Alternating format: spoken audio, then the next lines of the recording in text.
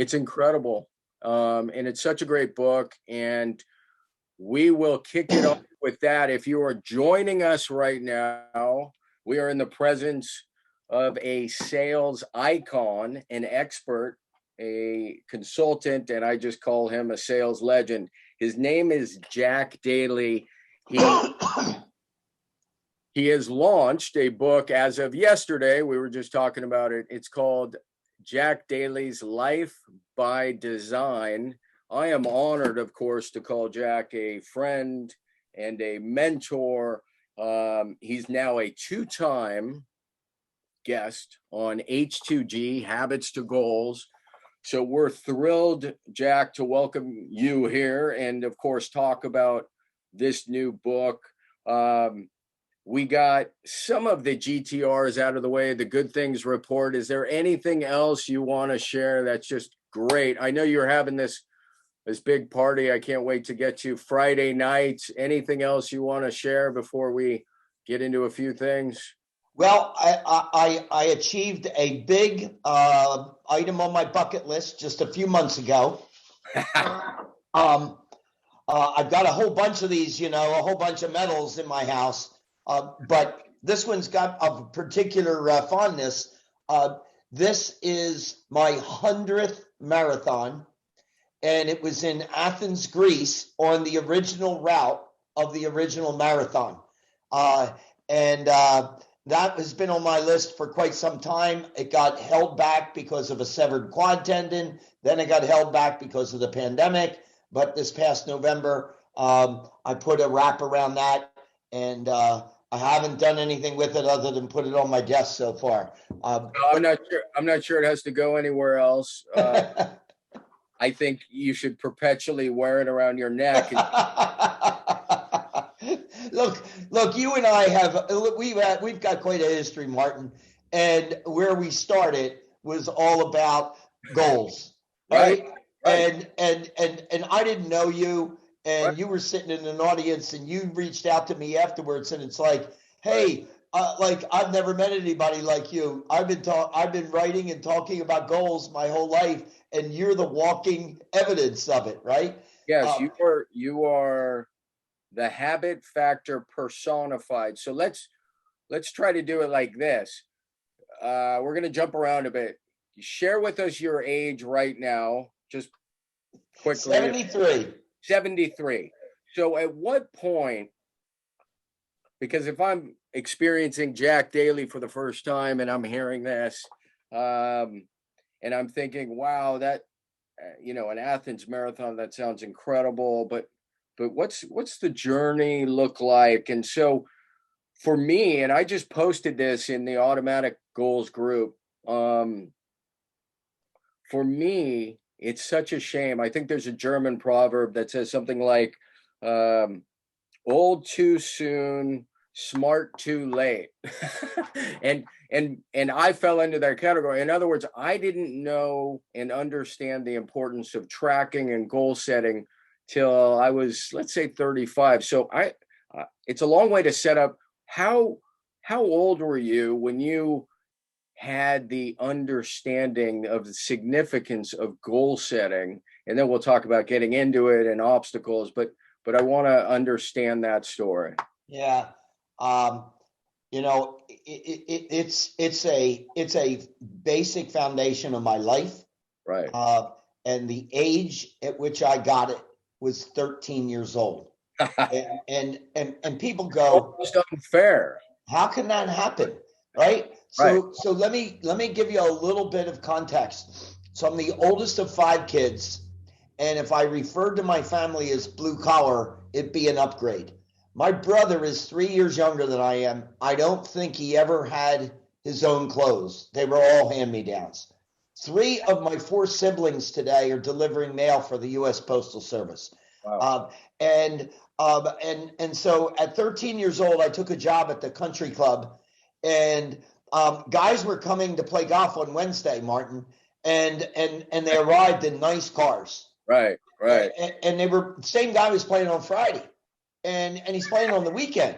Right. And he's living in this beautiful home, and it's got an in-ground swimming pool. Now, let me tell you about my life. My dad worked 6 days a week just to put his house and food on the table. Uh, uh, his car's hundreds and hundreds of thousands of miles, and in the repair shop more than he's in the driveway. And we've got a swimming pool in the backyard. It's plastic and 3 feet high, and it falls apart 3 times a year. Right. And I'm there thinking that I'm hired to carry this guy's clubs and right the trap and hold the pin. And I'm like sitting there after about a week and said, my God, people are living a better life than what we're living. And if I had to choose, if I could choose, Right. I would easily choose this guy rather than me. But he probably wouldn't let me come to his office and interview him. But he came to my office. It was the country club. And we walked for 4 hours on the golf course. So I made up a list of questions I was going to ask every guy I caddied for. How did you become so successful? If you had to do it over again, what would you do different? What would you tell a 13-year-old that wanted to be successful? What would you tell me not to do? What would you tell me to do? All that type of thing. Now, I want you to think about this. How about I caddy for you at 13 years old, and at the end, you go into the clubhouse to get a beer, and you see a friend of yours, and you go, hey, you ever had that Daly kid carry your bag? Oh, shit, did he ask you the questions? And so all the members knew me at the club, and they all invested in me. And I interviewed at least 50 people in that summer, and I heard common themes. Here's the theme, and you're going to love it. Yeah, that's where we were going. Thank you. Goals in writing, got to have them. A written plan on how you're going to achieve the goals. Don't pick too many. Right. Pick a date or something of significance that indicates it's done. Right. And give it out to a lot of people to hold you accountable. Interesting. So I picked 4 goals, not many. I picked a date when I was going to get them done when I'm old, like 30, because at 13, that seemed far away. That's super old. Hey, at 73, it seems far away again, right? and the 4 were this. At 30 years old, what am I going to be looking like financially? How much money am I going to make annually? What's my net worth going to be? Right. The second goal was professional. What am I going to do professionally? I wanted to be a CEO of a company. I wanted to be national in size. I wanted to be in the money business. Third goal, education. What am I going to look like at 30 education-wise? Fourth goal, what do I want my family to look like? Now, if I could figure out in those 4 boxes where I want my life to be, then all I do is work backwards. What do I need to do between 29, 30, 28, 29? What do I need to do between 13 and 14? So I have been doing this process that I write about in this book, and in this book provide the templates for people to follow the process. And you and I are big on the templates. And just follow the process on your personal life, right? There's a website now that I've created called Jack Daly's lifebydesign.com, lifebydesign.com. And in the book, there's an appendix of over 100 pages. We put it all on the website and said, download the heck out of it and build your life, right? So a couple of quick thoughts, and the first is this. Somebody's going to say, at 13, I didn't even know which girl I liked or which boy I liked, let alone what freaking industry I was going to be in or what job. So that's common kind of pushback, and I just, rather than throw out my 2 cents, how do you address, or just address that? How about that? Yeah. So one of the big issues, the global issue that we need to really wrestle down is, what is success to you? Right. So at 13 for me, success was manifested in those 4 boxes. Success was business, entrepreneur. Success was money. That's right. Beautiful. Right. But for other people, that's not what success is. I don't make a judgment on what one's definition of success is, but you can't get there unless you know what there is. Beautiful. So that's kind of where I was going. The definition that I love to use, it allows for a lot of flexibility, dynamism, if you will, over time. It's creating your ideal future, which means if you are not a teacher, you want to become a teacher, you're moving in that direction. Because one of the great, most obvious insights is success is created one day at a time. So creating your ideal future, what you have with your templates and your framework is a system that is brilliant because it allows anybody, as you said, to hit the target that they identify. And I think that's so powerful. So if you're sitting there and you're listening to this and you're like, well, I don't know if I want to be a CEO or what, that is not, look, clarity is critically important, but if you're 13, you you may be heading, one of my favorite principles, Jack, is something called the corridor principle. I'm sure you're familiar with it. You may be heading down the, I want to be an architect, and then all of a sudden you're an intern learning architecture, and then next thing you know, you're in advertising. But you wouldn't have gotten there unless you had set a course and a path for yourself. So in my humble experience, it's not necessarily about knowing exactly where you want to go. It's figuring out a path where you think you want to go and then adjusting along the way. In your system, without a doubt. right? I'm a professional speaker. I've been a professional speaker for 25 years. Right. There was nothing in my first 30 or 40 years that said that's where I'm going to be at my 50s and 60s and 70s, right? Right. But some things did take place. Now, I will tell you that when I was a young business person, I thought someday when I'm finished doing that, I'd like to go back to college and be a professor. Nice. But I met a guy that was a professional speaker who was living an incredible life, and making an impact and teaching adults rather than kids to postponing their career and having a good time in college. And he was getting to see the world. And I'm like, well, this sounds like a good deal. I'm going to do this. Beautiful. So when we look at life by design in this book, and by the way, I have a handful of books on the way that say they're not going to be here till like April. So that's why I'm telling you, I downloaded the Kindle as well. The question I have, I think this is your 10th book. So fairly simple. Why this? Why now? How is it different than the other books? Well, all the other books are business, and this is personal life. So that's the first. Right. Second thing is that we were confronted with a pandemic 2 years ago. I came into lockdown just as everyone else did. I normally would travel 200,000 air miles a year, and now I'm at home. So, hey, I've always wanted to do this. Right. It's my legacy. Take the time during the pandemic to do this. In April of 2000, I was diagnosed with stage 3 malignant melanoma. I had off of the top of my head cut the size of the palm of my hand, 1/8 of an inch thick.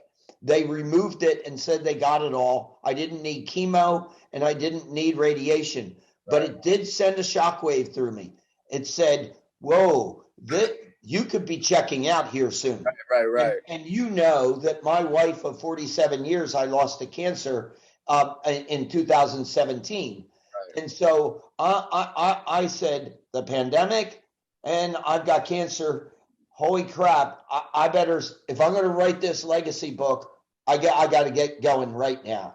Right. Yeah. So that propelled me to get there. Okay. Yeah. I was just saying no time like the present. And it's a great example of your adaptability and flexibility. In other words, the environment changed, COVID, and so you said, I'm not traveling. What can I do creatively with this time and space? And then now. Oh, let me add to that. Because I think a lot of people will benefit from this.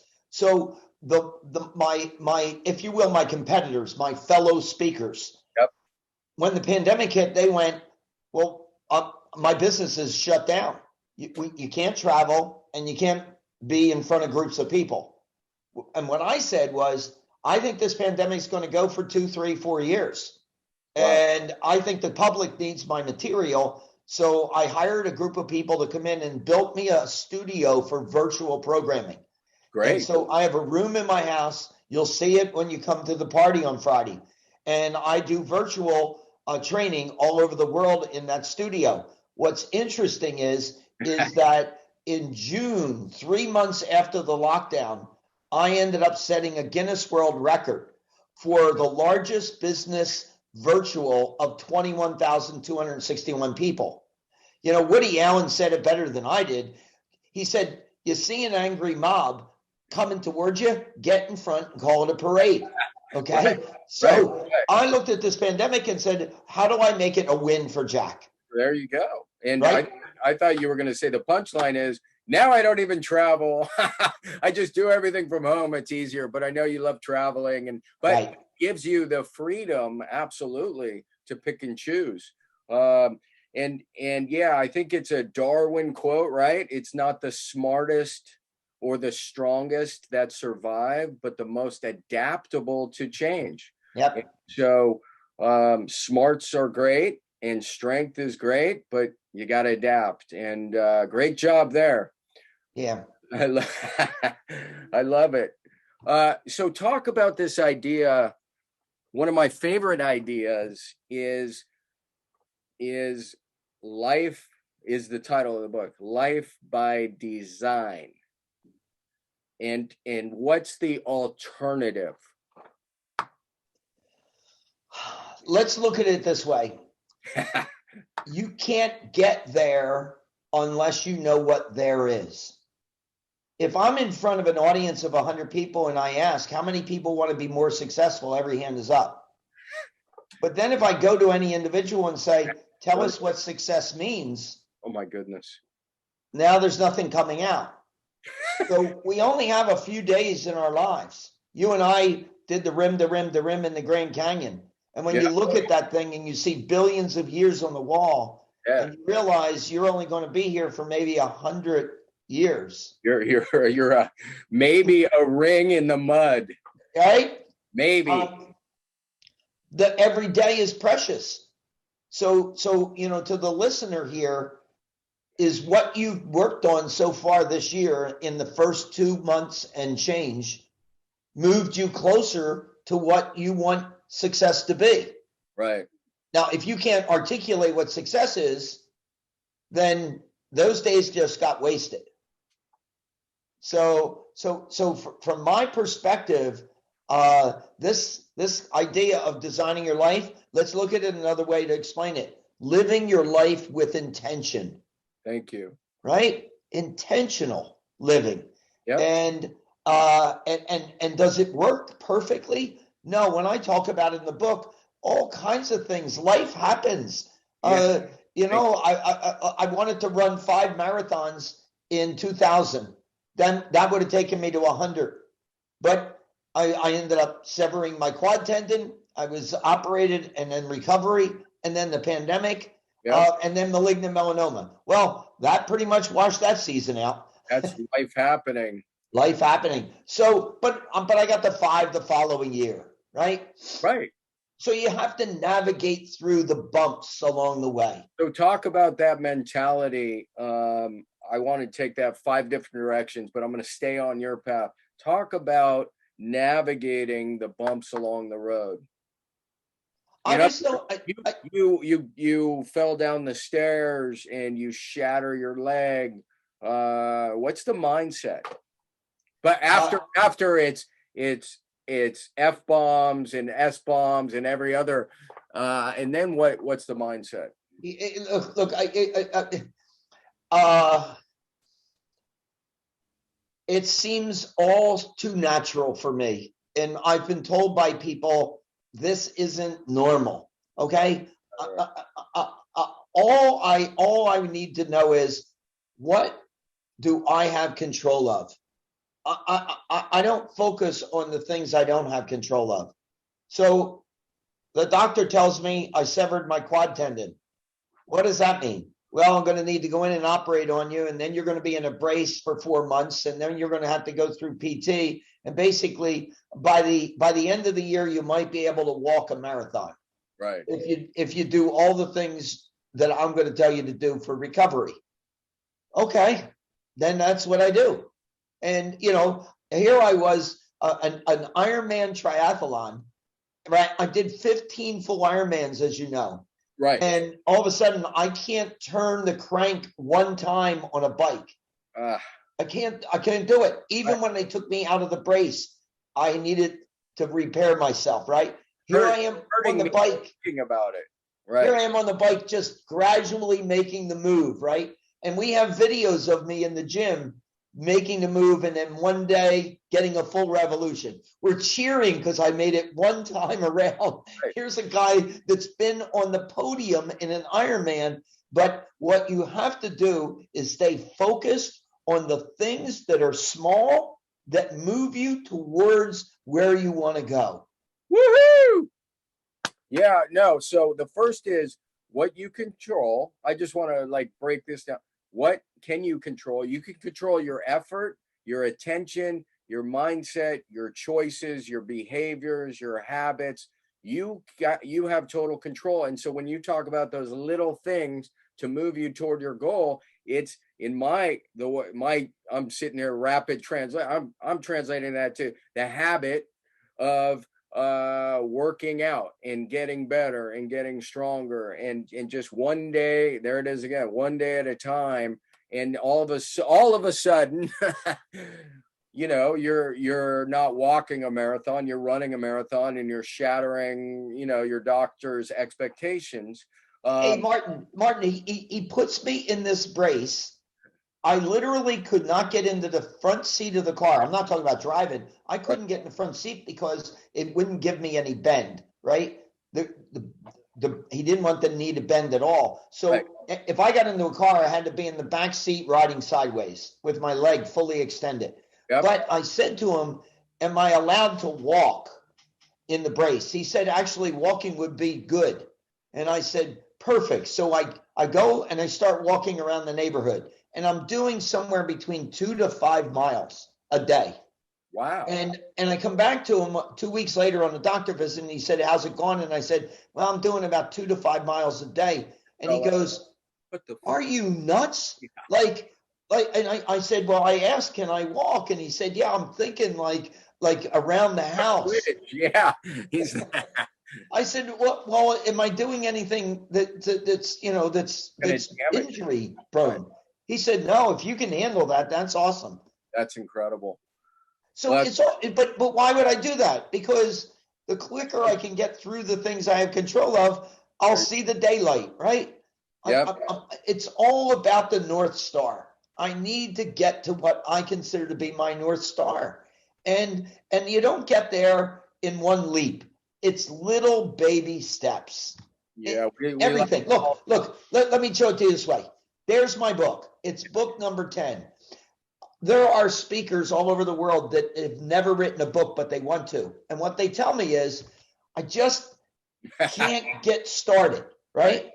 Well, let's break it down into small pieces. If there's 15 chapters and there's 15 pages per chapter, could you write 15 pages a week? Because if you could write 15 pages a week for 15 weeks, in 4 months, you've got your book done. Yep. Yeah. No, the system's brilliant, and for me, it was carving out, it was using the rhythm of the week. So in other words, every week, as long as I'm alive, there's going to be a Monday, Tuesday, Wednesday, Thursday, Friday. And so if I can carve out 3 days for 20 minutes, I'm not even talking chapters or anything, just 20 minutes 3 times a week. And the habit I'm working on is writing, then over time. And that's exactly how I wrote the book. So look, you came up from San Diego. I live in San Clemente, and you reached out. And I remember very vividly, I could point to the table and seats that we sat in at a restaurant called The Vine. And you introduced yourself and you brought your book with you, The Habit Factor. And you said, you are the walking habit factor guy.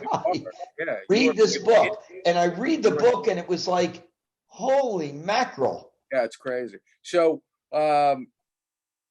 yeah, so we could go on and on. What I wanted to ask is this, and you do not have to answer, it may be too personal. I'm a huge fan of beginning with the end in mind, a la Stephen Covey, as I know you are. The ultimate end is, you've already touched on the word, right? It's legacy. So, and not to put you on the spot, but how do you want, and you do not have to answer, what's the legacy? I know the book was part of that effort, but if you could put it into words, what legacy do you want to leave behind? Yeah, so I have people that have been in my audiences that were in their 20s and weighed in excess of 400 pounds. Holy shit. And today they've run several marathons and are 200 to 210, right? Their parents take me out to dinner and say, you saved our son's life. Right. I have other people through the processes of what I teach on sales that were making 70, 80,000 a year, that are making 7 figures a year as salespeople successfully. And their families are entirely living different lives. I have businesses. I was just on a podcast yesterday with one of my clients. Right. And his business, when he met me 14 years ago, was worth $100 million. Today, it's worth $4 billion.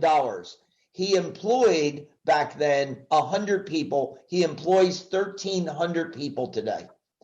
What I want to leave as a legacy is, here's a guy that touched a number of people and redirected their lives so that they could live a better life. And quite frankly, the Life by Design book is my hope that more and more people can get awakened to, hey, you know what? I can raise my game. That's Beautiful. all I'm looking for. Beautiful. You don't need to be the CEO of a company. I don't really care about any of that. Right. All I want you to experience is you can actually do a little bit more, and you could actually do a lot more if you want it, than what you're doing today. Right. Yeah. Process. I'm not surprised by that answer. I think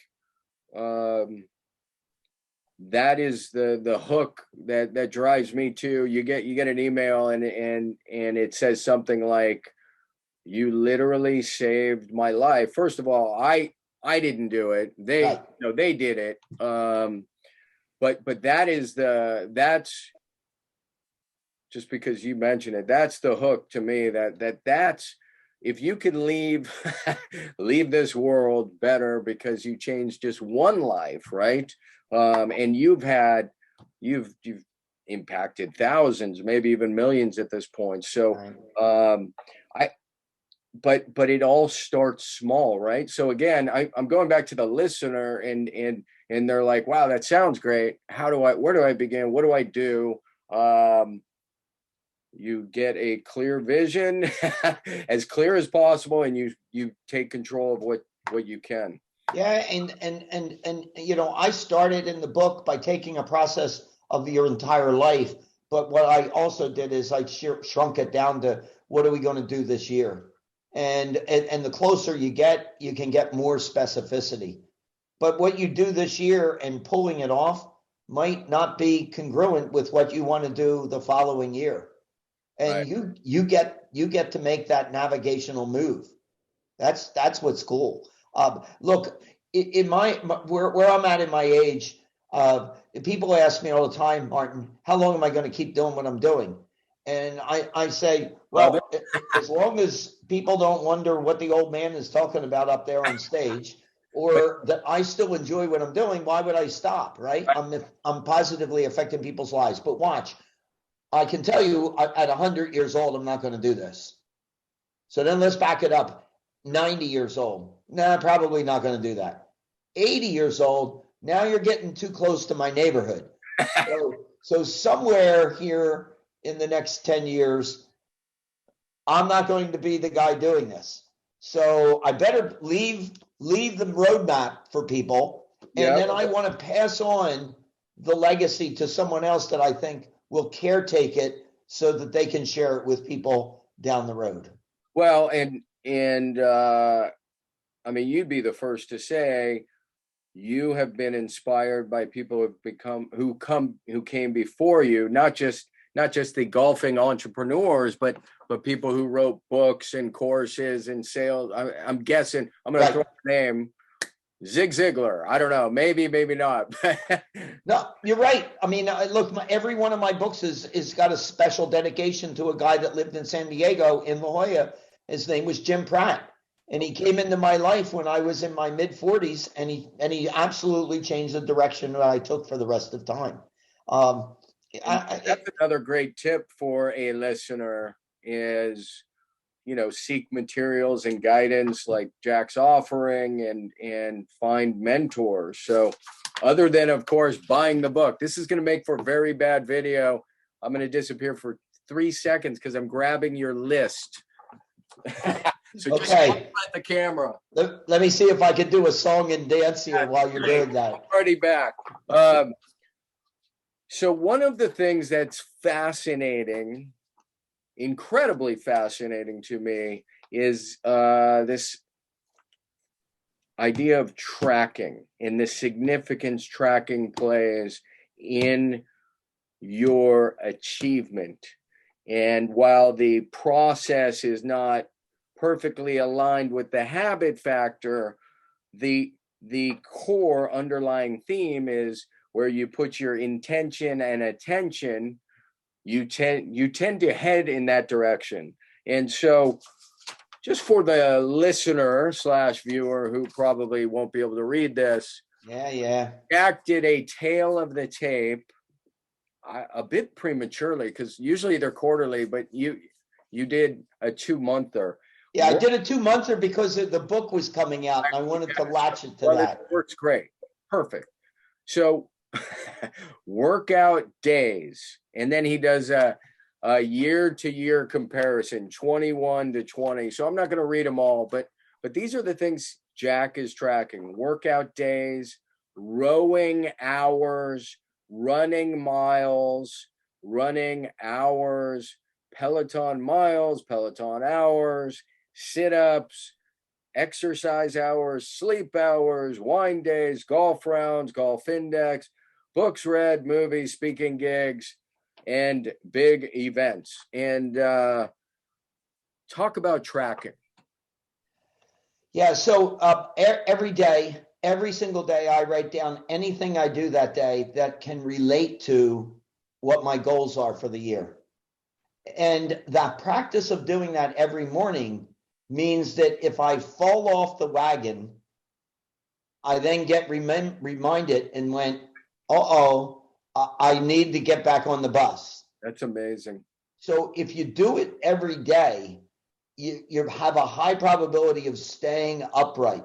But if you slacken off for 3 days, 3 becomes 4, 4 becomes 5, and all of a sudden that goal is no longer in play. Right. So I know that I'm not going to go too far off course if I'm checking myself every day. In addition to that, what I would tell you is my entire list of goals are printed on my website, but they're also given in written form to 5 people who 4 times a year meet with me one-on-one and check and see how I'm doing. So 20 times a year, I'm being called out, and it's by people that care about me, but won't take my bullshit. They're hard on me. Yeah. That's just protection to stay true to what I said I wanted to do. Well, and accountability is a huge factor. I think the only caveat I want to throw out, and I'm guessing your experience backs this up, there are some people who they mistakenly, they put it up on Facebook and they're like, I'm going to write a book this year. And they think because they posted it on Facebook, people care. And so accountability, from my experience, doesn't work like that.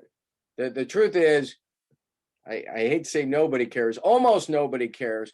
And so when it comes to accountability, holding everybody or asking everybody to hold you accountable is nobody. What Jack is doing, he's identifying a very select few people who really care about him and his goals, and they are willing to hold him accountable. And that's an important distinction when it comes to accountability.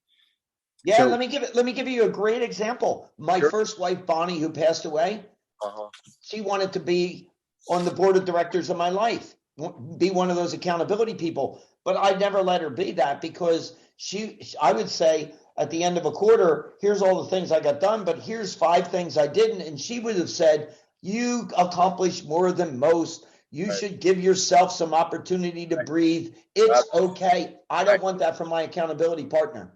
Wow. That's a great angle. Yeah. My accountability partners don't take my bullshit, right? That's beautiful. Yeah. Or they want more bullshit. Like, why is this now not important? There we go. Right. And they care. I guess that's what I'm getting at. There's actually a great study out there. I think it's encapsulated in a TED Talk or TEDx, like 5 minute, that people who just announce their goals are less likely to achieve them, because there's a sense of satisfaction that comes with talking about it as opposed to actually doing it. So I mean, you probably know this, but I'm very reserved about, I don't declare goal. Like, I come out with a book and then my friends are angry because they didn't know I was working on a book for 5 years. So very few people know, and I keep it to the people that are going to hold me accountable. I'm having so much fun. We could do this forever. I want to be respectful of your time and for your time. When it comes to this book, do you want, like, what's the big, other than lifestyle by design and being intentional, is there anything else that you want to share? You want to guide somebody towards a tool, a tip, a starting point, anything like that? The first thing I would tell you is something that I mentioned earlier, which is the website's now up, Jack Daly's lifebydesign.com, and the entire appendix is up there for people to use. They don't even need to buy the book, right? So you can self-study it and implement it if you're of that origin, right? But I guess, as we close here, I will share something with you personally. I have 5 grandkids, and congratulations, brother. I want them, one, to know that Grandpop Jack did some cool things in his life. Right. It's in the book. This is a semi-autobiographic. But I also want to hand them, here's the toolbox. Right. If this inspires you. It's funny, I have a 13-year-old and a 10-year-old grandsons, and they're on the East Coast. And I've done some pretty cool things, like Ironman World Championship, and I flew a jet fighter plane, and I've done 100 marathons, and the list goes on. But when I got the Guinness World Record, that's when they went to school and bragged about Grandpop Jack. Really? My Grandpop Jack is a Guinness World Record holder. Well, and that's nothing to not be proud of. He's 13 now, so he's approaching that age, that you talk about, where you began to become intentional, which is just super, super fascinating to me. Well, his mom, you're going to meet on Friday. My daughter, I'm picking her up. I feel like I've met her, and I probably haven't. But go on. I'm going to pick her up at the airport right after we are finished here. Okay. And so she's coming out for the party on Friday, and she edited the book. She did a brilliant job. Hey, I don't want to let you off the hook just yet.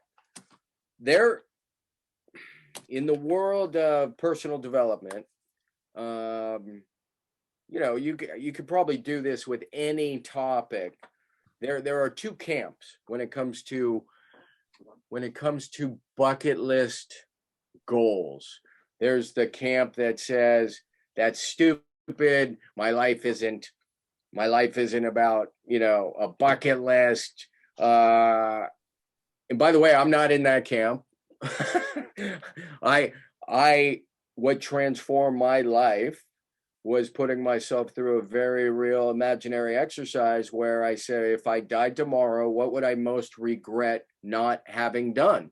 Yeah. And so I throw it to you, like make a case, because your bucket list is, I know I use the word too much, but it's truly legendary, and there's so many incredible experiences. So make a case for why you think it's an important exercise.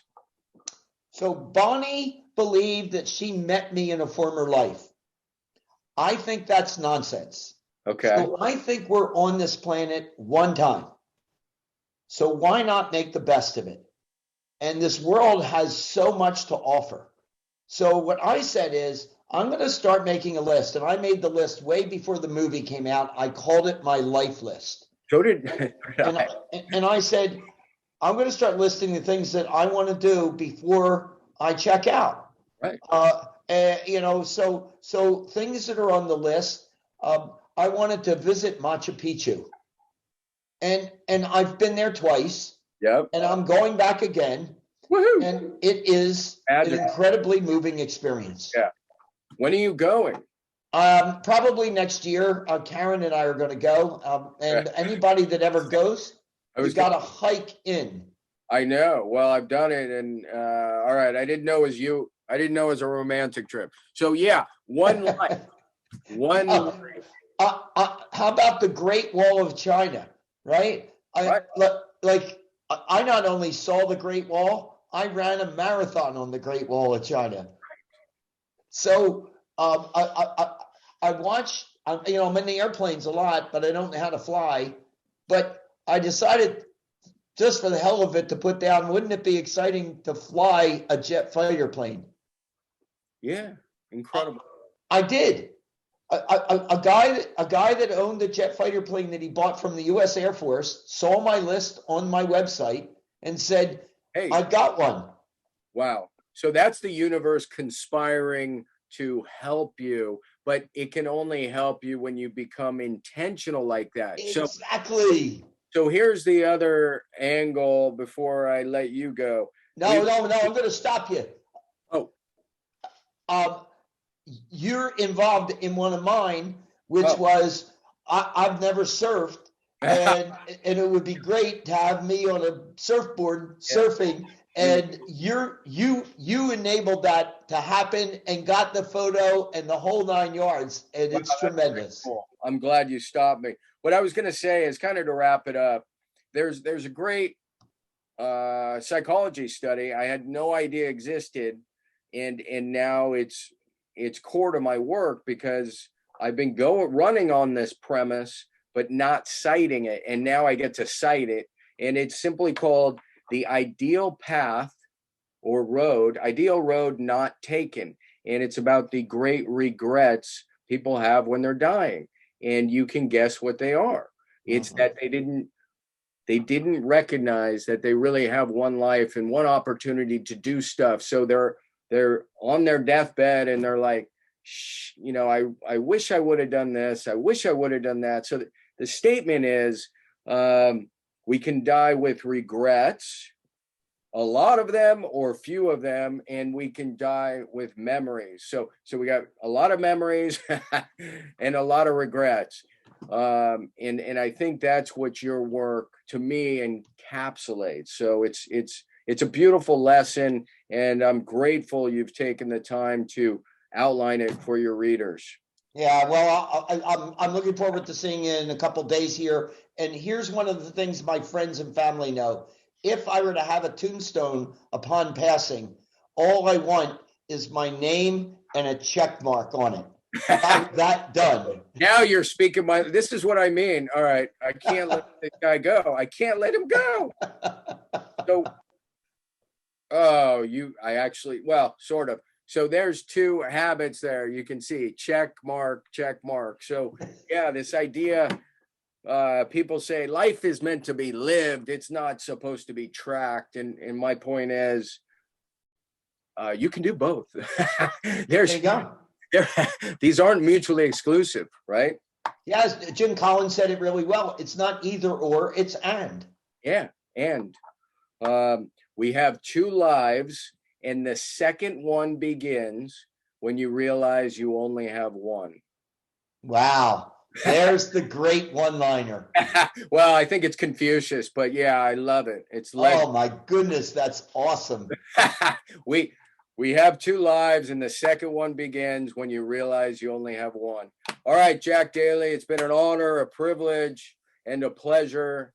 Always entertaining and educational. Thank you, sir. I'll see you in a couple days. See you. Peace out. Final comments?